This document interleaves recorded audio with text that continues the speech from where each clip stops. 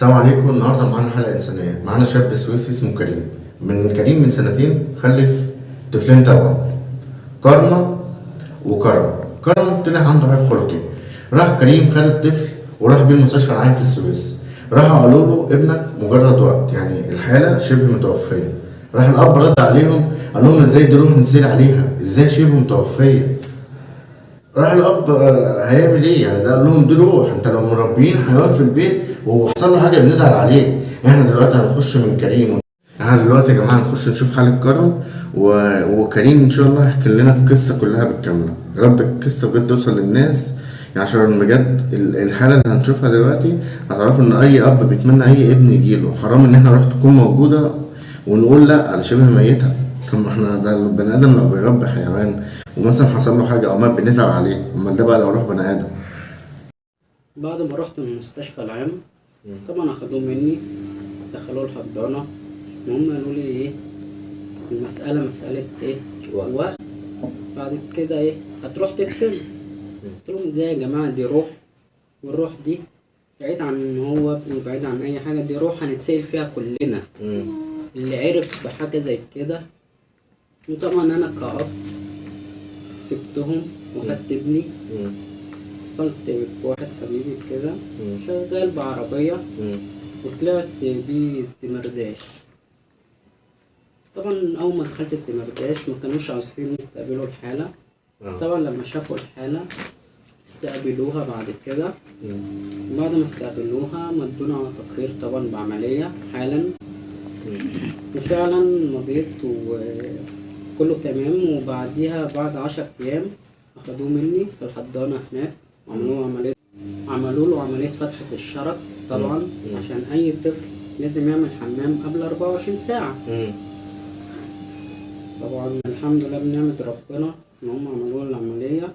والطفل دلوقتي الحمد لله عنده 2 سنين اللي هو يتعايش، بس عنده مشاكل كتير كتير كتير طبيا. يعني ممكن مصر موصلتلهاش أو اللي أنا مش عارف أوصل لها. طبعا الدمرداش انا كنت عامل متابعة لحد وقتنا هذا. انا بروح بس كل ما اروح مش مستفاد مفيش يعني مفيش نتيجه ايجابيه للحاله. الحاله كده زي ما هي بالظبط. وطبعا معايا الاشاعات بتاعتي اللي عاملها في الدمرداش برضك مستشفى حكومة.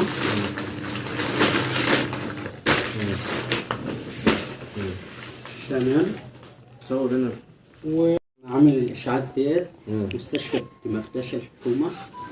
كل الاشاعات عن الحوض وعلى العمود الفقري وعلى كل حاجة. طبعا بان ان في مشاكل كتير جدا جدا جدا صحيا. ما عندهوش حاجة اسمها هشيمة. فيها مشاكل كتير جدا طبعا طبية انا ممكن ما افهمش عنها. هو طبعا الطب هو اللي يعرف احسن مني ومن اي حد. بس طب ايه الحاجة، يعني ايه الحاجة اللي كنا جايبها الكرم؟ يعني هو مفيش حاجة هنا في مصر ان مثلا ليها حالة كرم ولا مش موجودة اصلا في مصر؟ يعني في حاجات هنا موجودة وفي حاجات مش موجودة. يعني هو مش موجود علاج ليه هنا في مصر؟ يعني في حاجات في مصر وفي حاجات مش في مصر. انت بتقول مثلا بقاله سنتين، دلوقتي انت بتقول لك بقاله سنتين الحالة زي ما هي، مفيش الحالة مستقرة. مستقرة الحمد لله. بس مفيش ان هي يعني مفيش تقدم للحالة، يعني بمعنى صح. لا طبعا ده العكس، ده بتسوق. كل ما انت بتكبر كل ما الحالة بتسوق مش انت معكش مثلا ماديا يا كريم ان انت تسفر كرم بره؟ انت اصلا شغال ايه يا كريم؟ انا شغال مع والدي محل حلاوة الله يرحمه. الله يرحمه. في ال40 في احمد عرابي في السويس. وارزقي يعني ظروفك على قدك، مش موظف. الحمد لله. لا الحمد لله. طب انت بتتمنى ايه الكرم؟ انت نفسك كرم يسافر؟ نفسك الناس تهتم بالحالة؟ اتمنى الكرم ده. النهارده العالم كله بيحتف بني ادم بيفتتح كاس عالم. نفس حالة ابني شايف حالة كرم. تمام. بس دول تهدموا. انا عندي هنا انا كراجل على قد حالي مش هقدر ايه نهتم بالحالة بتاعتك. عكس لما الاقي الطب طبعا والاقي كمساعدة كطبيب. انا مش عاوز مساعدة كحاجة تاني اكتر ما طبيب للطفل. احنا بنروح على الضوء بالحاجات التافهه، الحالات اللي هي الايجابيه. اعتبر ده ابنك، ده لو ابنك هتتمنى ان انت، اي شاب بيتمنى ان يشوف ابنه على ايديه. دي حاله انسانيه. واي مساعده من اي جهه ان تشوف حاله كريم. نعتبر ان ده ابنكم، دي روح يا جماعه، ما دي روح بني ادم. يا رب سوق كريم يوصل لاي جهه، يوصل لكل الناس، ان بجد حاله كريم ان هو ما قصرش مع كرم في حاجه. انا الجهة اللي عاوز يوصل لها الصحة، مم. ده طب بس. دي ده الجهه اللي انت نفسك توصل لها. بالظبط. مش عاوز اكتر حاجة من كده من ربنا، اكتر من كده. على الاقل صحيا لما يبقى كويس هيتعايش، هيبقى عايش معاه. دي الفكرة.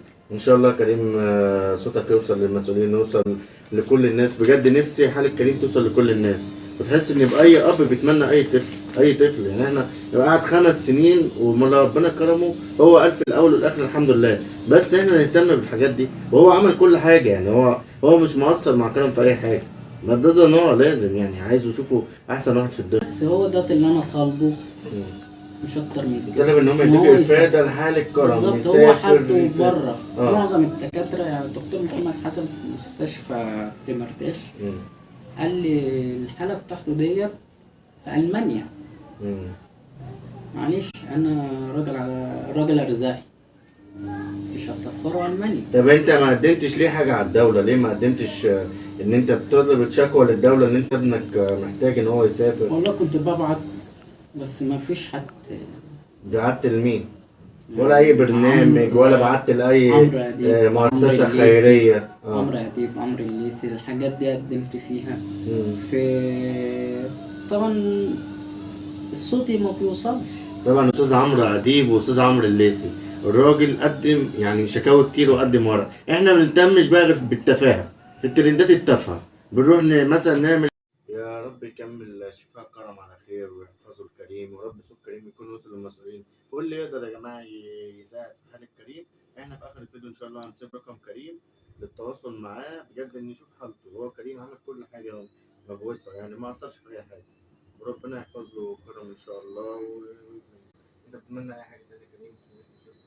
لا الحمد لله. ان صوتك يوصل بس. صوتي يوصل للناس طبعا، وابني طبعا اشوفه احسن واحد في الدنيا. يا رب. بس الحمد لله. ماشي. السلام عليكم.